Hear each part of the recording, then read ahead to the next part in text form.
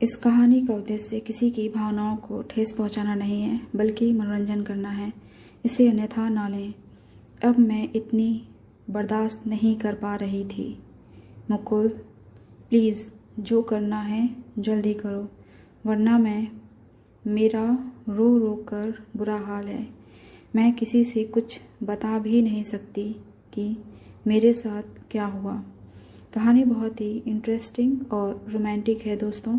इसे बनाने में बहुत मेहनत लगती है। अगर आप चैनल पर नए हैं तो चैनल को सब्सक्राइब ज़रूर कर लीजिए। मेरा नाम प्रीति है। मेरी उम्र 22 साल है। जब मेरी पढ़ाई पूरी हो गई तो मेरे पापा मेरी शादी के लिए रिश्ता देखने लगे। मेरे पापा पोस्ट ऑफिस में एक क्लर्क के पद पर काम करते हैं।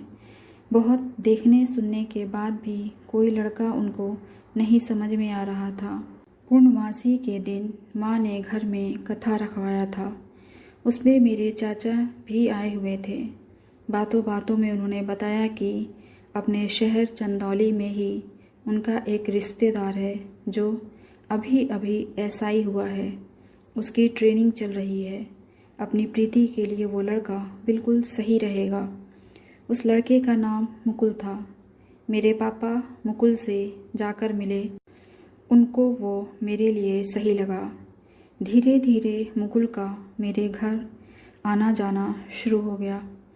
चूँकि अभी वो ट्रेनिंग पर था, इसलिए तय ये हुआ कि जैसे ही ट्रेनिंग ख़त्म होगी शादी कर दी जाएगी। जब पापा ने उससे पूछा कि मैं उसको कैसी लगी तो वो बोला कि मैं उसे बहुत अच्छी लगी और वो मुझसे ही शादी करेगा। मेरे पापा उसे घर के हर छोटे बड़े कार्यक्रम में बुलाने लगे। हम सब भी उससे काफ़ी घुल मिल गए थे। एक दिन जब शाम को वो आया तो मेरे घर पर कोई नहीं था। मुकुल ने मेरा हाथ पकड़ लिया। छोड़िए, ये आप क्या कर रहे हैं? मैंने मुकुल से कहा। क्यों? जब कुछ महीनों बाद तुमसे शादी करनी है और हमेशा के लिए तुम्हारा हाथ पकड़ना है तो मैं क्यों छोड़ूं? मुकुल बोला। तभी माँ मंदिर से लौट आई। माँ को देखकर उसने हाथ छोड़ दिया और माँ के पैर छुए। उस दिन की बात आई गई हो गई। धीरे धीरे मुझे वो पसंद करने लगा और मैं भी उसको चाहने लगी। अब मुझे भी उसका साथ भाने लगा। एक दिन माँ पापा बड़ी दीदी के घर गए हुए थे। मुकुल घर आया, देखा कोई नहीं है तो झट से मुझे गले से लगा लिया। मुझे बहुत अच्छा लग रहा था।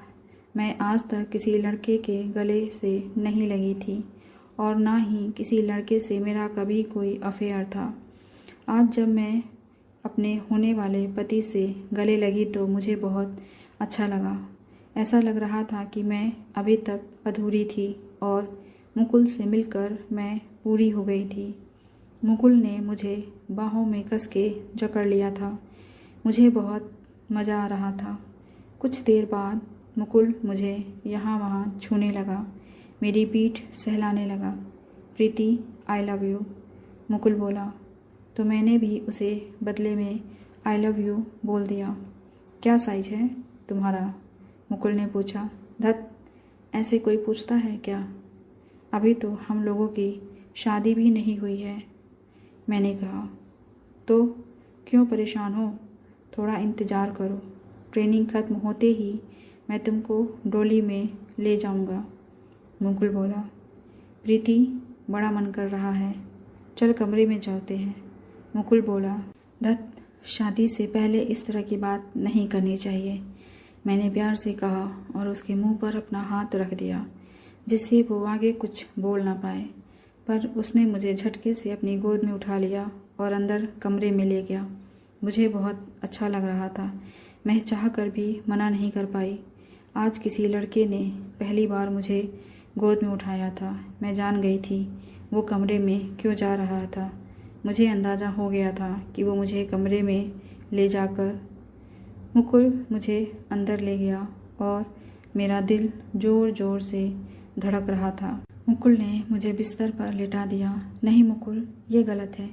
अभी शादी से पहले मैं कैसे? नहीं, ये गलत होगा, ये पाप होगा। तुम भी प्रीति कैसी बात कर रही हो? आजकल की लड़कियां तो शादी से पहले ही अपने बॉयफ्रेंड और मंगेतर के साथ लिव इन में रहती हैं। चल हाथ हटा, नाटक मत कर, मुकुल बोला। मैं सोचने लगी कि जब शादी इसी से होनी है, आखिर 1 साल बाद यही मुकुल।